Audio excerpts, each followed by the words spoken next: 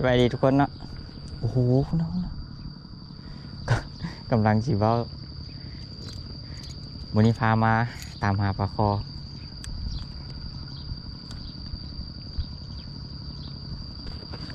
มาเบิ่งกันวันนี้เราจะมีผลงานบ่หลายมื้อแล้วเนาะบ่มีผลงานเบิ่งดู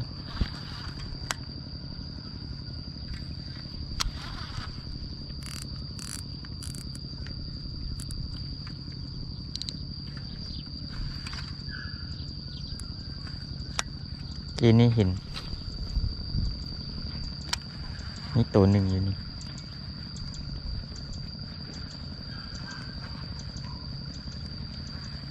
น่าจะโตไงมันออกจากนี่ไป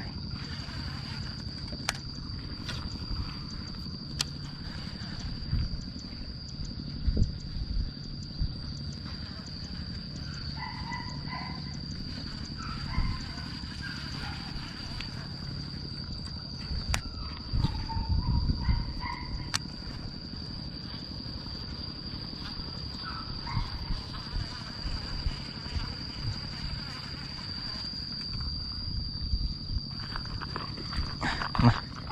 อยากมาเบิ่งอยู่นี่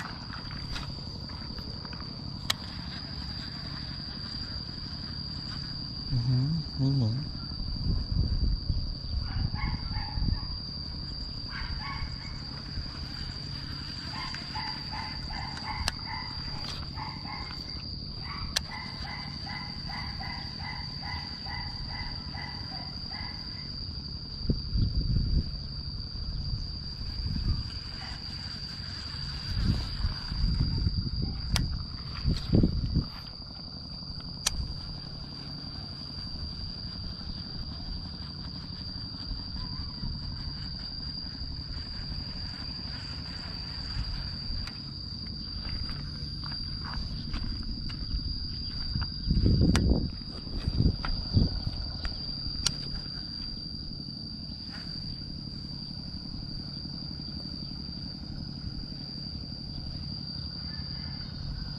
บ่มีแหน่แล้วบ่เป็นแหน่ละ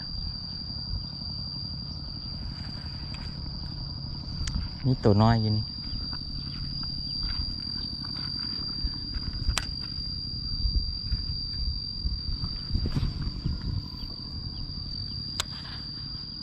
โอ้โหขึ้นต้นไม้เพิ่นซ้ำ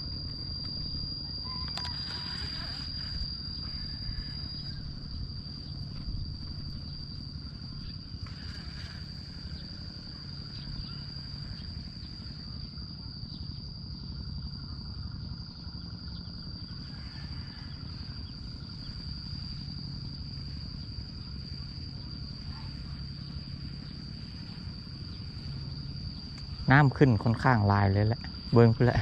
ขึ้นไปฮอดเทิงพุ่นละ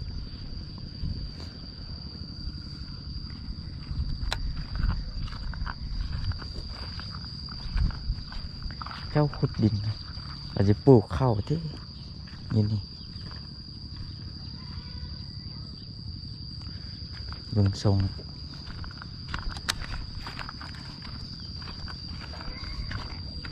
เดี๋ยวเบิ้งมุม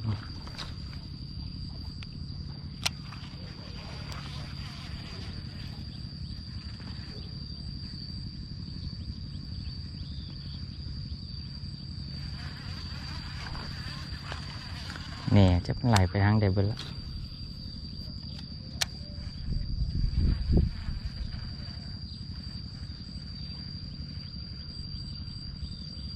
ตามข้อว้าว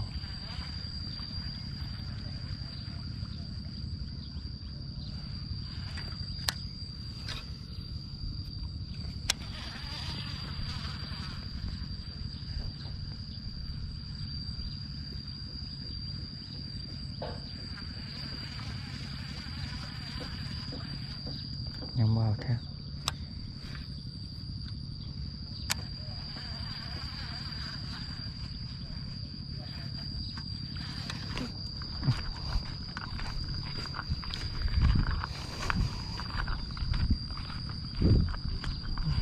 น้ำขึ้นลายขนาด อ้ใส่หมอสมพอแล้วนะใส่มาหมดพี่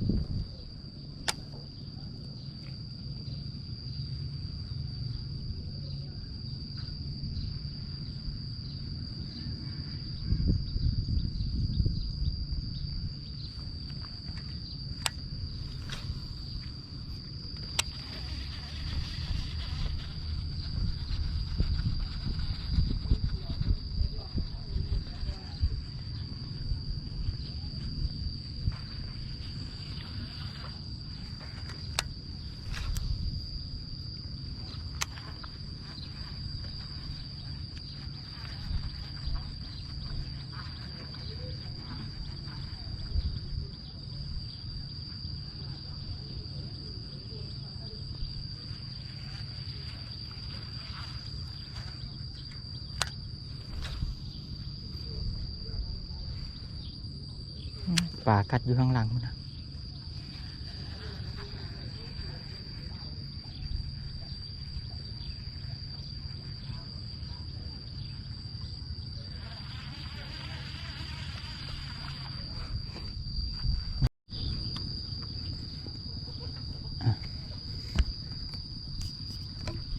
ทุกคนเนาะตอนนี้เจอคอกตัวที่ตีเมื่อกี้นี้เนาะลองตีเบิ้งน่าจะแม่มันหายแล้วเป็นคอกแตก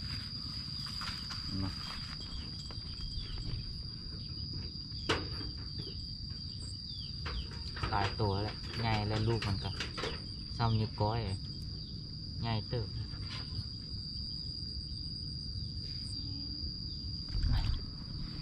แต่ว่าบ่เห็นแม่มันขึ้นนะน่าจะหายแล้วแม่มัน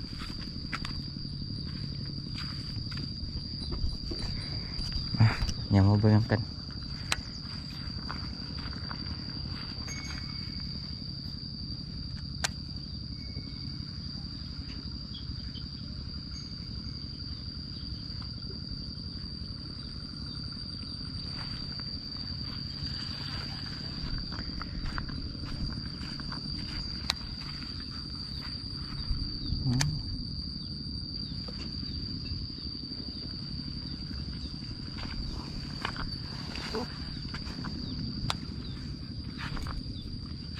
โอ้หมื่น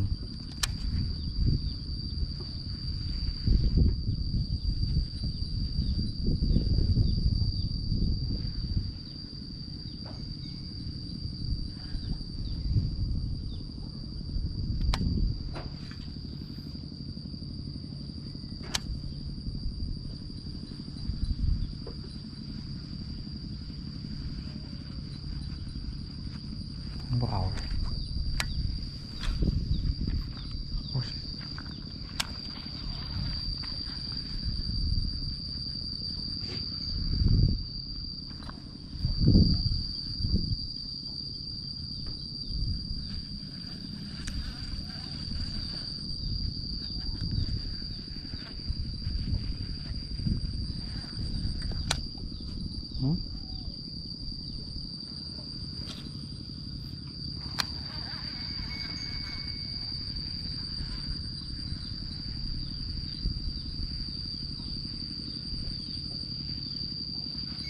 กัดอยู่ในพุ่น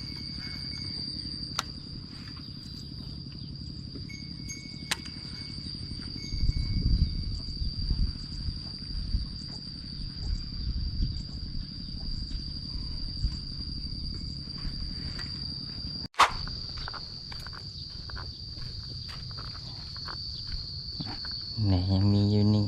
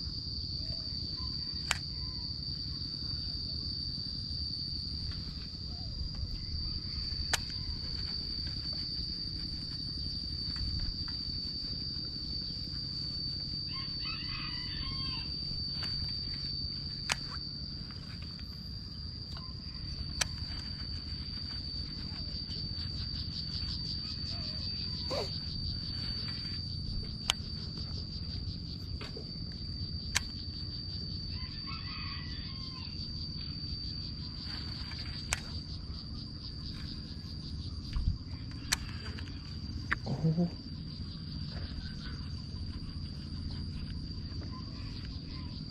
นโต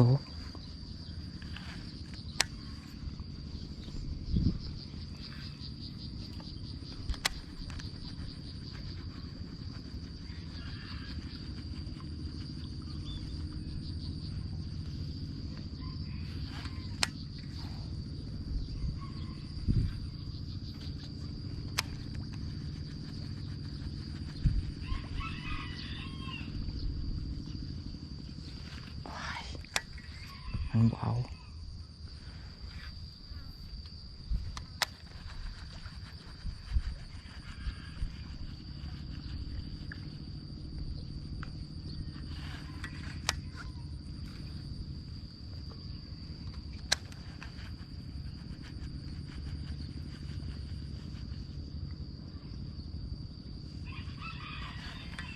มันก็เบาอ่ะ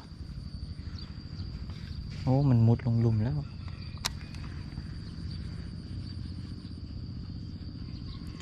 ฟองขึ้นเลย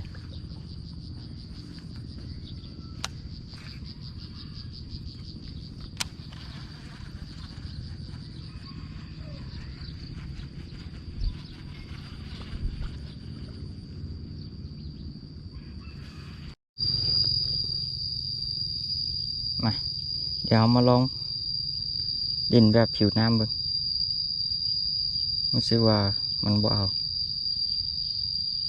น้ำขึ้นหลายครับน้ำขึ้นนี่ต้องลิ้นเป็นผิวน้ำ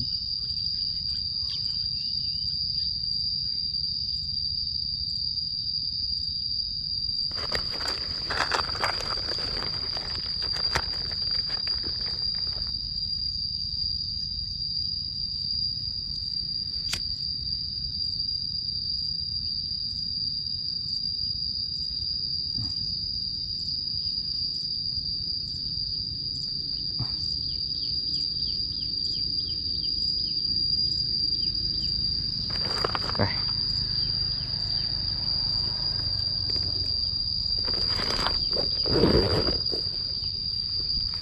ลองบนทางน้ำมันขึ้นเนาะป่ามันน่าจะลอยข้ามมาทางนี้น่าจะลอยข้ามมาละเบิ่งดูมีปอกปลานอกปลาน้อยขึ้นอยู่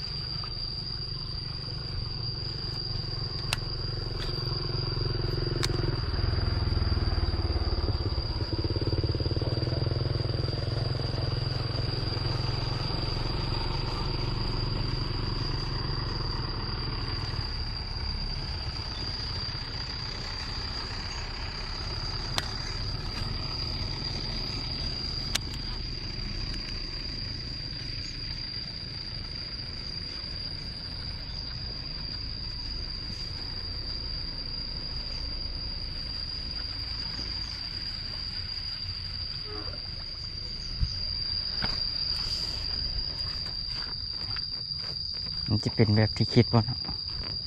เอาเบิ่งน้ำกันเนี่ยน้ำขึ้นก็หลายโอ้ใส่มองละเขาใส่มอง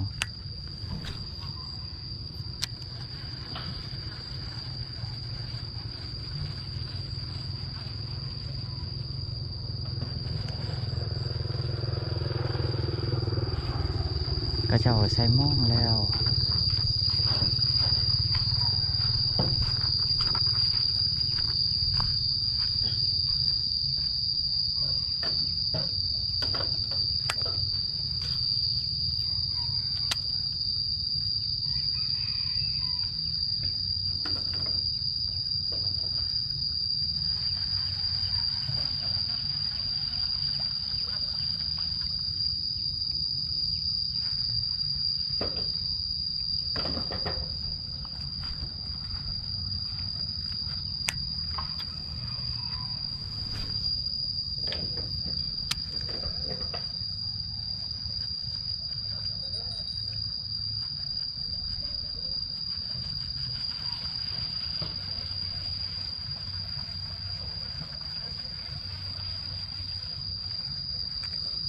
ส่หมอกกัน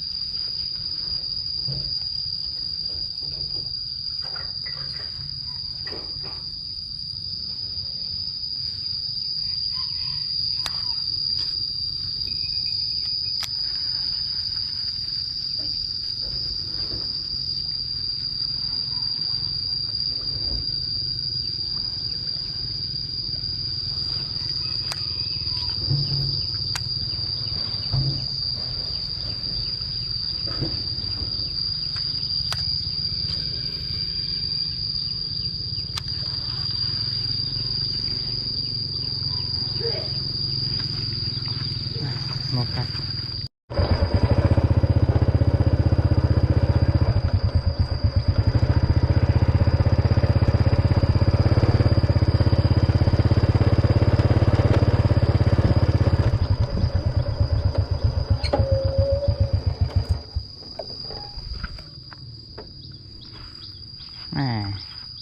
ฮันโบเป็นแหน่ละ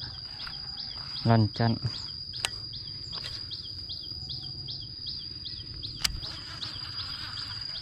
ลงเลย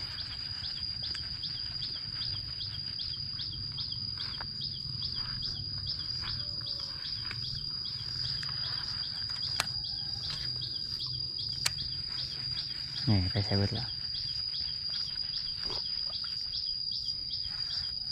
เมื่อมันไปอยู่เทิงพุ่นเวทบ่ฟากนั้นมันไปบ่ได้แล้วเนาะก็เจ้าตัดบนหนองก็เจ้ามาอ้อมนะก็เลยว่าบ่ได้ผ่านทางนั้นเลย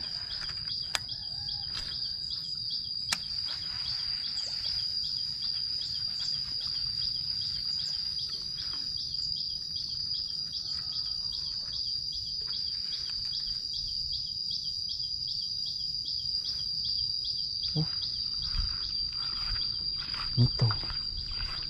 เอ้าปลาสิลองตึกลงดูเขาบอกให้ติก็ได้ยินเสียงปลากัด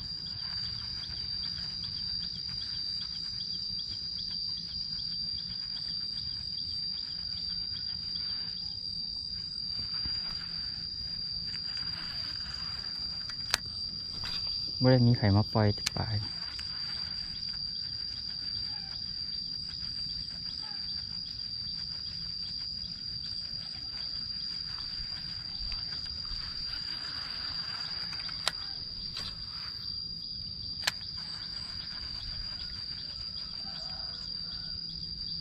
กันได้นี่ก็จบคลิปเลยนะ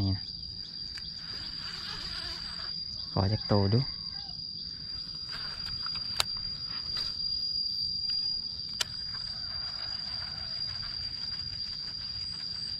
แต่ว่ามันโตน้อยเกินเพราะว่าหนองนี่ก็จะดูดแล้ว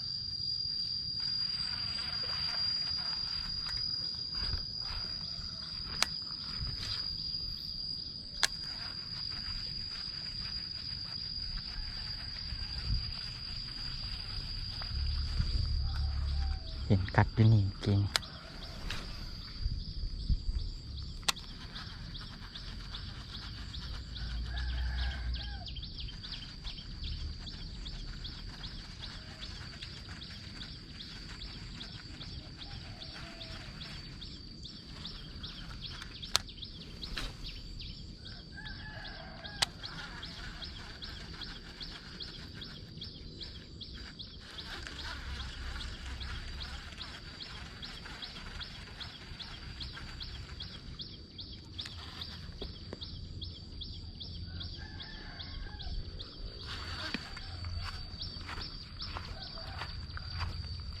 มองหักละ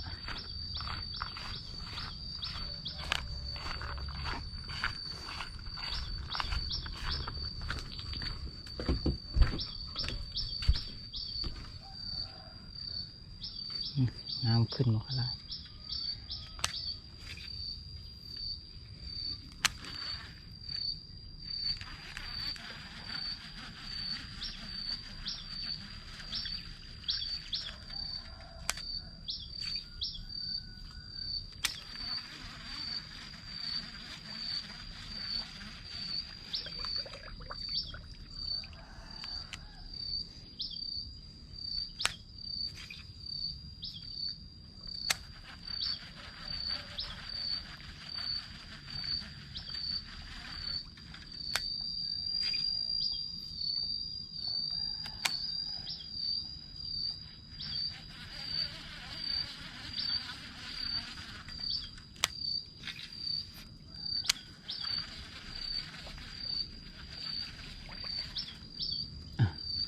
หมดได้ละ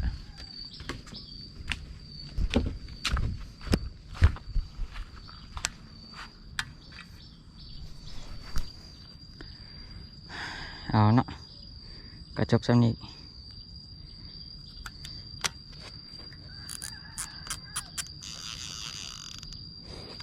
ไม่พอดีเนาะแบตกำลังชิเบิดเหลือ 3%ก็ถือว่าจบคลิปเลยเนาะกับทริปนี้บ่ปานใดรู้สึกว่าหน้ามันขึ้นหลายหาโตป่าย่างเนาะพูดแหละไว้ไปเบิ่งแถวอยู่ดวงเชียงดีเบิ่งว่าสิมีกัดบ่อยู่พุ่นเนาะเห็นหลายคอกอยู่เนาะ3 คอกแต่ว่าละคอกกันแตกเบิดบ่มีแม่อยู่คอกแตกแล้วกับลูกมันกระจัดกระจายกันบ่อยู่เป็นกลุ่มแปลว่าบ่มีแม่มันน้ำขึ้นหลายป่าน่าจะไปกับน้ำเบิดละทีนี้ก็มาสำรวจเบิ่งเนาะคันมาตอนเช้าๆอยู่บนน้ำขึ้นหันเขาน่าจะได้โตอยู่คันมาเช้าเนาะปลามันจะขึ้นมาตอนเช้าแหน่นี่ก็น่าจะไหลไปถึงพูนเลยเนาะน่าจะขึ้นไปถึงพูนแต่ว่าทางนั้นมันไปบ่ได้ไปเจ้าอ้อมหัวตันแล้วน้องเขาตันเลยบ่มีทางไปแต่ว่าต้องได้อ้อมมาฝากพี่เนาะเดี๋ยวพุ่นหน้าเนาะลองไปเบิ่งอีกฝากนั้นมันน่าจะมีแหน่บ่เพราะว่าเบิ่งแล้วน้ำมันไหลไปทางนี้เห็นแหน่มันไหลไปนำมันอาจจะไปทางนั้นเนาะอ่ะไว้ติดตามน้ำกันอีกมื้อนี้ก็ขอตัวกลับไปก่อนเนาะแล้วเจอกันใหม่คลิปหน้าไปละมื้อนี้ก็